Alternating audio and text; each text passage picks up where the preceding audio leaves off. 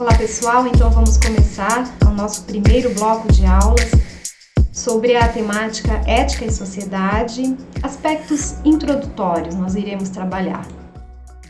Então nós temos aqui a ética como uma centralidade, nas discussões, onde envolve uma série de temas, seja da política, da educação, da saúde, do trabalho, da religião, da ciência, do meio ambiente, enfim, tantas outras temáticas que se requer aí uma discussão sobre ética e sociedade, né? A sociedade atualmente é ampla, é composta por diversos sujeitos atuantes.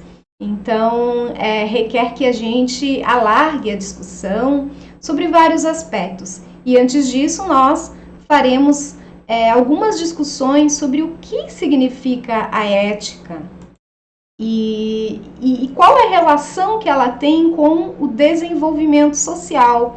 Então, a nossa primeira ementa aqui é ética e desenvolvimento social.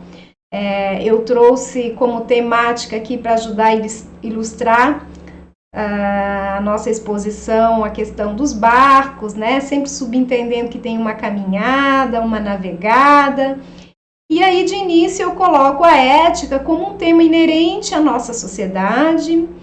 Trago a citação que o Figueiredo faz sobre Aristóteles, né? Que ele afirma que o homem é um animal político, afirmação que remete à sua natureza social. Heródoto afirmou que o homem sem a polis teria um destino trágico, pois, embora seja um ser independente, sua existência teria sentido com a convivência social. Nessa citação aqui, a gente elenca algumas temáticas, como, por exemplo, a polis. A polis, na filosofia clássica, e que vai se remeter a outras áreas de saberes, é a questão da cidade, né? A tal da civilização do homem projetado para um mundo moderno. E aí o Aristóteles nos sinaliza essa questão dizendo que o homem é um animal político e, portanto, esse ser político tem uma natureza social, e é o que nós vamos entender mais adiante, todas as imbricações que remete a esse ser politizado, né?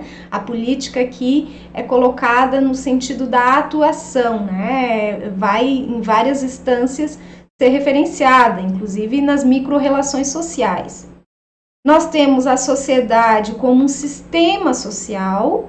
Então, dentro desse sistema a gente elenca a convivência social.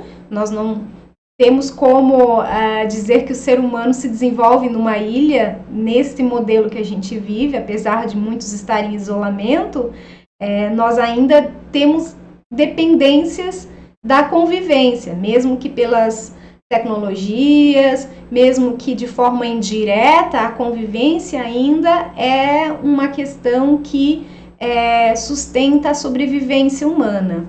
E aí, dentro desta lógica, nós temos a ética, para que haja um desenvolvimento social aqui entendido como uma sociedade mais justa, mais igualitária, uma sociedade pelo bem comum.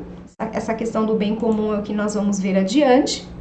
E a ética, então, ela é um conjunto de conhecimentos extraídos da investigação do comportamento humano na busca pela explicação das regras morais de uma forma racional e científica. Vejam que aqui nós trabalhamos com comportamento humano, né? Para falar de ética, é preciso falar desse comportamento humano. E ela é uma reflexão sobre a moral e nos guia para responder perguntas do tipo: eu quero, eu posso, eu devo, qual o melhor caminho? Então, são perguntas que a gente coloca para viver dentro dessa lógica de uma sociedade em desenvolvimento. Existem muitas perspectivas teóricas sobre o que é a ética, porque nós entendemos que no campo dos saberes filosóficos e das humanas nem sempre há consenso para tudo. Nós vamos elencar algumas questões históricas inicialmente aqui, sobre a ética. Por exemplo, na antiguidade, onde os filósofos entendiam a ética como o estudo dos meios de se alcançar o bem-estar e a felicidade, que é o que eles chamavam de eudaimonia, a felicidade, no caso. A ética, no período da Idade Média, ela foi dominada pelo cristianismo e islamismo. Então, ela centralizou na moral como interpretação dos mandamentos e preceitos religiosos. Então, foi um momento assim que a ciência não teve seu espaço de atuação, a razão, enfim, porque essa época era a época teológica, né, onde tudo centrava-se na figura de Deus. Já no século XVII, XVIII, houve uma retomada da ética da antiguidade, ao situar novamente a ética como estudo para alcançar o bem-estar, a felicidade e a boa convivência. Então aqui tem Bacon, Descartes. O Kant é um pensador que já faz essa transição para a ética contemporânea, e mais adiante eu vou colocar ele como um dos pioneiros para refletir a ética contemporânea. E aí nós temos essa característica da ética contemporânea como um estudo que se colocou nos últimos tempos, a partir da Revolução Francesa, com várias abordagens sobre a ética, principalmente sobre a sua aplicabilidade. Então ela traz esse desafio não apenas para refletir o que é ética, mas como é possível aplicar no contexto das relações sociais. Na sequência, então eu trago mais uma citação aqui do Vasquez, que é bem conhecido, um autor, né, que nos ajuda aí a refletir sobre as questões da ética. Ele vai dizer que a ética é a teoria ou ciência do comportamento moral dos homens em sociedade. Ou seja, é a ciência de uma forma específica de comportamento humano. A ética é ciência da moral, isto é, de uma esfera de comportamento humano. Há algumas discordâncias se ética é sinônimo de moral ou se é o estudo sobre ela. Aqui o Vasquez vai dizer que não, que é o estudo sobre a moral. Então ele já de início nos dá essa pista para a gente distinguir os conceitos de ética e moral. Embora muitos tentam se aproximar, a nossa caminhada aqui é nessa perspectiva da diferença entre ética e moral, nós vamos ver mais adiante também, aonde a ética vem do grego ethos, que significa jeito de ser, modo de ser e caráter, enquanto que a moral é de origem latina e vem de morales, que tem como significado tudo o que é relativo aos costumes. Por que houve aí uma discussão dizendo que ética e moral se aproximam? Por conta da própria interpretação de ethos, né, onde alguns colocavam ethos com acento circunflexo, outros com acento agudo, e aí houve vários desdobramentos, mas houve um momento que a filosofia e todos os estudiosos sobre ética voltaram-se para a compreensão de que tem-se aí em vista uma caminhada interessante para perceber a ética como estudo da moral. E aí a gente traz essas questões de modo de ser, de jeito de ser, de caráter, né? A moral, portanto, é um conjunto de regras, de condutas admitidas em uma determinada época ou por um determinado grupo social. Vejam que a moral aqui, ela já nos dá pista para entender a questão dos grupos sociais. Então, a moral ela vai variar, dependendo do contexto, da cultura, dos costumes, né? E ela é constituída exterior e anterior à existência do indivíduo. O que isso quer dizer? Exterior é que está posto aqui na sociedade, está fora da gente. Onde você vai, você já vai observar que há princípios morais, implícito ou explícito. E anterior, porque você veio ao mundo já com alguns princípios morais colocados. Então, a história também foi moldando esses princípios. Por exemplo, um princípio moral cristão. Quando você nasceu, já existia o cristianismo. Já existiam aqueles valores que são pregados perante a sociedade. Então, ela é anterior à existência do indivíduo. E ela se atribui ao indivíduo também o caráter de escolha da moral. Não quer dizer que pelo fato dela ser anterior e já está tudo aqui, que o indivíduo não possa escolher. ele tem um certo arbítrio de adesão ou não adesão a certos princípios morais, não apenas os cristãos que eu citei, mas tantos outros que possam surgir, né? E aí a moral, ela tem um caráter social, que seriam os dogmas, e um caráter individual, que seria a parte do individualismo. Por exemplo, a pessoa pode ser a favor do aborto, porque é uma visão individual. Embora na sociedade há pessoas que são contra, ela pode, do ponto de vista individualista, se posicionar favorável ou o contrário, se posicionar contra. Há sempre um movimento, né, de contradições, de aceitação. Um grupo aceita, outro grupo não aceita. Então, essa questão da individualidade, ela nos remete às escolhas dos princípios morais. A amoral é um outro conceito que eu trouxe para vocês, porque ela subentende não ter moral, não ter consciência do que seria certo ou errado em termos morais. Como que eu iria dizer para uma pessoa ser cristã, por exemplo, lá numa tribo isolada no meio da Amazônia? Se ela nunca soube o que é um princípio cristão ou qualquer outro que a gente possa trazer como exemplo.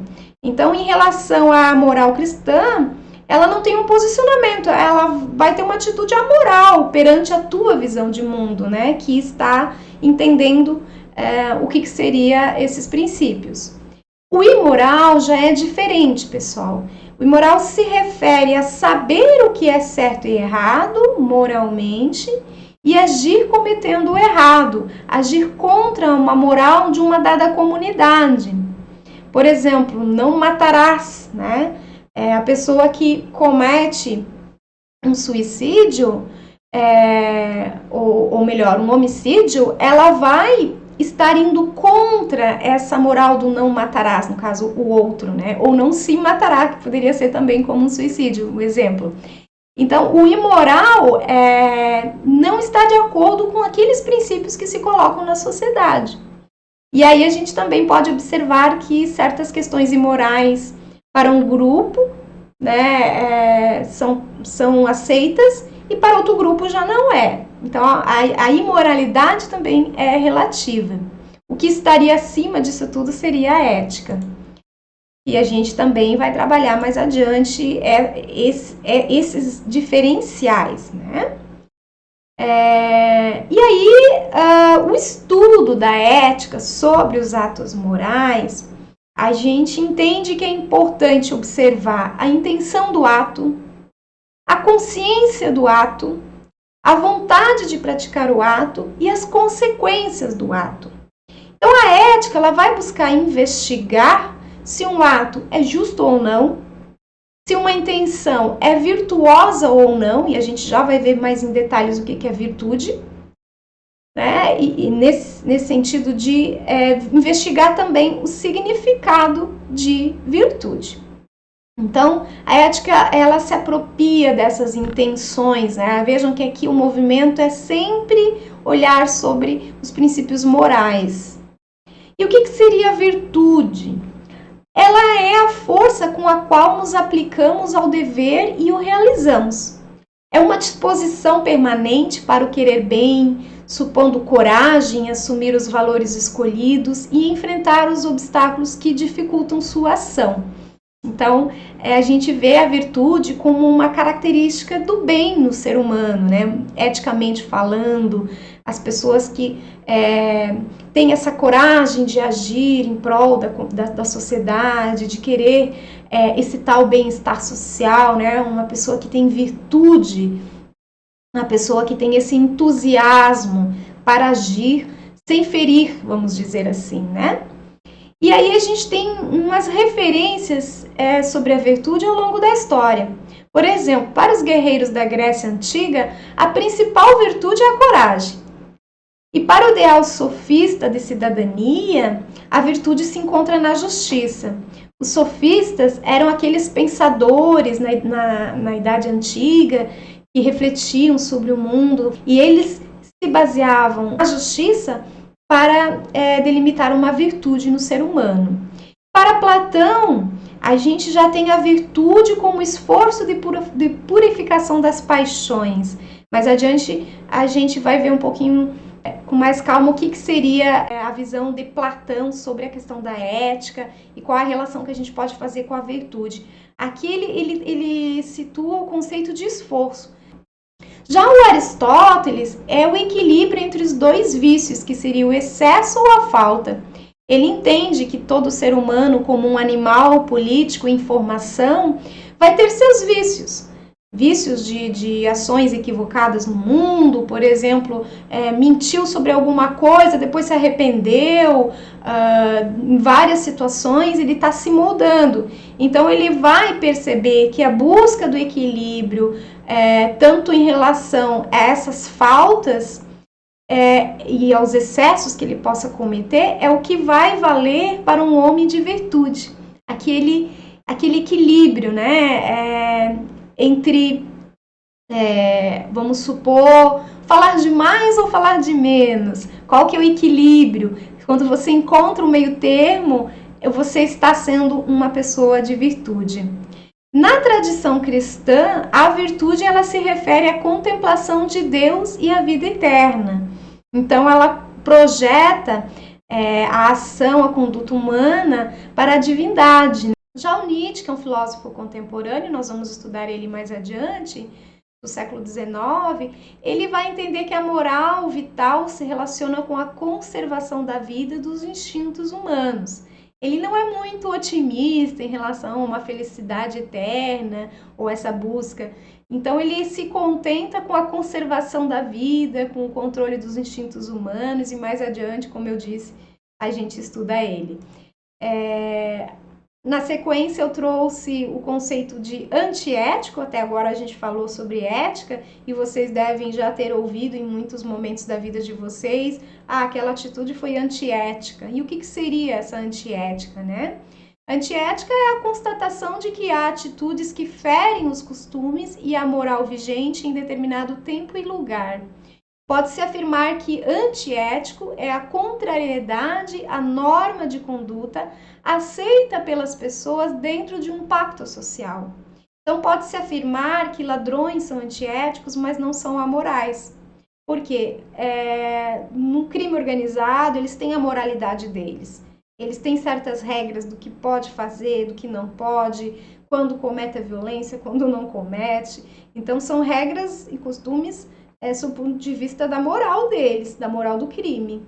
Já a ação antiética está acima disso tudo, né? Então, se eles têm acordos sobre violência, uma hora pode, outra não pode, para os princípios éticos em nenhum momento se aceita, porque isso não anda a favor do bem-estar da sociedade, né? Então, um antiético, ele pode e deve ser julgado e disciplinado ao cometer tais transgressões. Por isso que é importante, com esses exemplos, a gente perceber que a ética está sempre sob análise da moralidade. E os valores éticos, né? A gente fala muito sobre ética e a gente fica pensando, mas quais são os valores? E governam as nossas decisões, né? Os costumes são baseados em valores. A gente pode dizer que eles são estados emocionais que damos importância e que buscamos vivenciar, mesmo que de forma inconsciente. Então, os valores diferem de pessoa para pessoa. Aqui a gente tem alguns exemplos, como o respeito, a humildade, a responsabilidade, a sinceridade, a confiança. A gente pode também observar que para alguns certos valores se destacam mais em relação aos outros, né? E cada indivíduo tem agregado diferentes valores conforme a sua educação, conforme a sua vivência no mundo, conforme as reflexões que ele também faz, e ele pode sim estar se reconstruindo, se moldando, melhorando, né, para que amplie seu rol de valores sob o ponto de vista ético. E os princípios éticos? A gente diz que os princípios eles têm um valor universal. Representam um conjunto de normas que fazem parte da ética e constituem um marco de referência para um agir virtuoso. Aqui eu trouxe alguns exemplos: justiça, igualdade, dignidade, solidariedade, alteridade e amor. Então, você pode pensar a justiça lá dentro de uma comunidade isolada, na tribo isolada do mundo moderno, e também no centro urbano. O teu senso de justiça, de não ferir o outro, ele pode valer para qualquer comunidade. Por isso que a gente sinaliza aqui, como um valor universal que possa estar permeando todas as culturas, todos os povos, todas as nações. Os princípios éticos, eles também são elencados aqui conforme Leibniz, que é um filósofo alemão, que vai considerar o direito e as leis de 3 preceitos morais básicos, que seria não prejudicar ninguém, atribuir a cada um o que lhe é devido, viver honestamente. Ou seja, a ética orienta também o ordenamento jurídico e o legal das nações. Por conseguinte, orienta também a política. Quando a gente vê, tem algum tratado internacional, por exemplo, a Declaração Universal dos Direitos Humanos, promulgada pela ONU, órgão das Nações Unidas, ela traz princípios éticos, no sentido de contemplar, inclusive, essas questões colocadas por Leibniz, porque ela vai ser um princípio universal, não prejudicar ninguém. Não se abre exceção, naquela comunidade pode haver um prejuízo, na outra não. Ele precisa ser visto de uma forma ampla. Por isso que alguns ordenamentos jurídicos, leis, principalmente tratados, eles dão conta de contemplar todas essas questões. Então seria isso. Eu trouxe aqui algumas citações: Aristóteles, Figueiredo, Platão, Vasquez. As imagens são de sites gratuitos, foram colocadas aqui, como eu disse lá no início, a alusão ao navegar. Espero que todos tenham boas navegadas na vida. Estamos todos no mesmo barco, E seria isso, e nos encontramos na próxima. Até mais, pessoal!